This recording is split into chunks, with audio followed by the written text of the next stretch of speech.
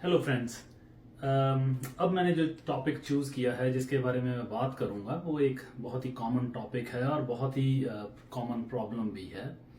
मुझे पता नहीं कि आगे चल के इसके कितने मैं पार्ट्स बनाऊंगा और क्या क्या कवर होगा। ऐसा कोई आइडिया नहीं है। जो वो यूनिवर्स चाहेगा वो खुद ब खुद बुलवा देगा।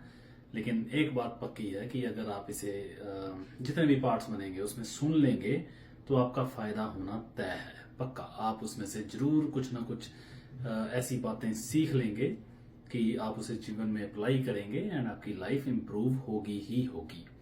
तो ये टॉपिक है, एक्चुअली बहुत बार ऐसा देखा जाता है कि लोग जो हैं वो किराए के घर में रह रहे हैं, लेकिन उनका जो बिजनेस है वो बहुत अच्छा चल रहा है। अगर वो पार्टनरशिप में है तो बिजनेस पार्टनरशिप अच्छी चल रही है, या अगर जॉब्स में है तो बहुत अच्छे से, मतलब एकदम प्रोफेशनल तरीके से उनकी जॉब भी चल रही है।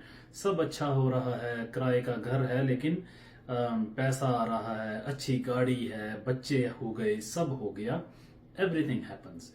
लेकिन एक जो सपना है कि अपना घर बनाना है, हर इंसान का ये एक बहुत बड़ा ड्रीम होता है कि मेरे पास मेरा अपना घर हो। और वो कई बार तो 50 इयर्स की एज हो जाती है, सब अच्छा होते हुए भी वो घर नहीं बन पाता। तो घर, इस ये वीडियो एक्चुअली उसी पे ही है।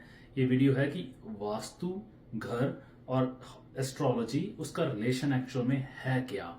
तो अगर हम उस रिलेशन को समझ जाएंगे तो हम अपना घर भी अच्छे से बना पाएंगे और घर में मूव इन होने के बाद भी अच्छे से रह पाएंगे। क्योंकि मैं कह रहा हूं इसलिए नहीं, आपने भी एक्सपीरियंस किया होगा। अगर आपने नहीं किया तो आपने अपनों के साथ में एक्सपीरियंस किया होगा कि किराए के घर में रहते हैं तो बहुत सब कुछ अच्छा चल रहा है, एवरीथिंग इज सो सक्सेसफुल। लेकिन जैसे ही अपना घर बना के मूव इन हुए, सब डाउनहिल शुरू हो गया, हर चीज खराब होनी स्टार्ट हो गई। तो इंसान फिर सोचता है कि किराए के घर में ही अच्छे थे, अपना घर बनाया क्यों। क्योंकि उसके पीछे बहुत बड़ी बड़े रीजंस हैं, बहुत बड़े बड़े लॉजिक हैं, बहुत बड़ी साइंसेस हैं। तो उसी पे ही बात करते हुए मैं आगे बढ़ाता हूं इसे कि ये वीडियो है होम, वास्तु एंड एस्ट्रोलॉजी में शनि प्लेनेट, इनकी क्या रिलेशनशिप है। अब हम जब भी घर बनाते हैं तो ऑब्वियसली उसका vastu is a big big science, कि उसका वास्तु होना, अच्छा ठीक ठाक होना कितना इंपॉर्टेंट है। कि हमारा बेडरूम अच्छी डायरेक्शन में हो, हमारी एंट्रेंस अच्छी डायरेक्शन में हो, हमारी टॉयलेट अच्छी डायरेक्शन में हो।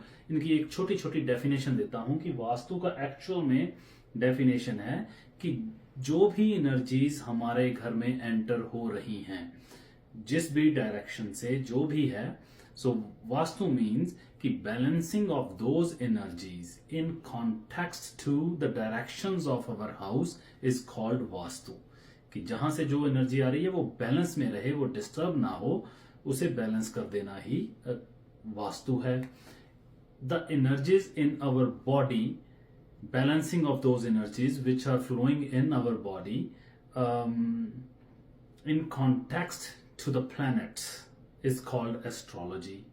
Balancing of the energies in balancing of our body energies in context to the numbers is called numerology. मतलब है तो अल्टीमेटली एनर्जीज ही जिसे हमने बैलेंस करना है, चाहे वो अपने बॉडी के अंदर है, चाहे वो हमारे घर में है, चाहे वो ऑफिस में है, चाहे वो सराउंडिंग्स में है, उसे ही बैलेंस करना, यही सब साइंसेस हैं।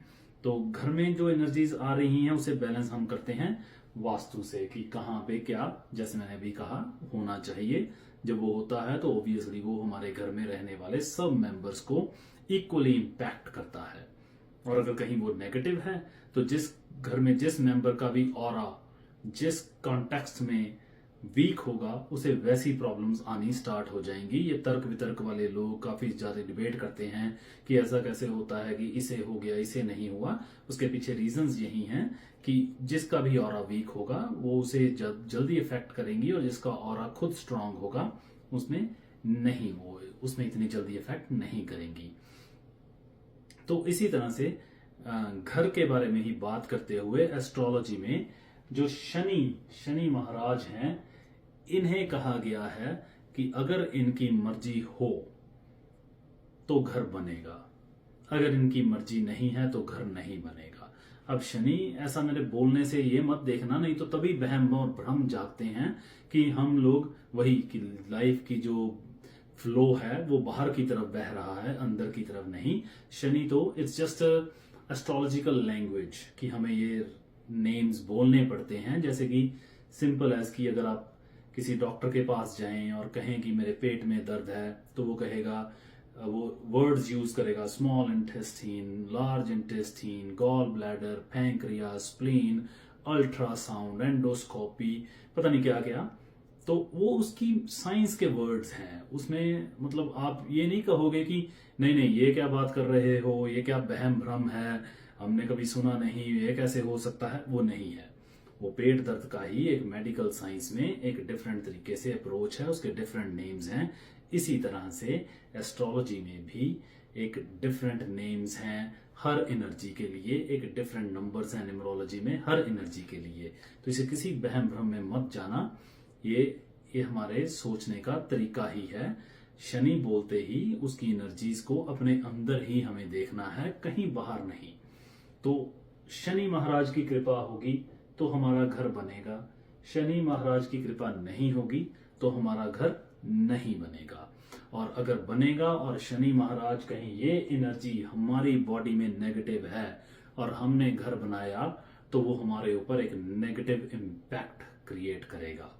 इन वीडियोस की सीरीज में बता दूंगा धीरे धीरे चलते चलते कि कैसे इन एनर्जीज को हम पॉजिटिव रख सकते हैं, ताकि जब भी हम न्यू हाउस में मूव हों, एटलीस्ट जनरल रेमेडीज। बाकी तो सबकी एक अलग अलग एनर्जीज हैं और अलग अलग ज्योतिष का सिद्धांत है कि कैसे किसकी क्या पर्टिकुलर रेमेडी है, वो बात की बात।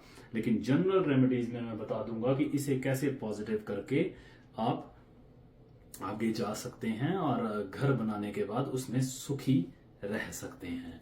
तो इसका अभी सेकंड पार्ट या अगले आने वाले पार्ट्स फिर मैं नेक्स्ट वीडियो में बनाता हूं। आज के लिए इतना ही, अभी के लिए थैंक यू।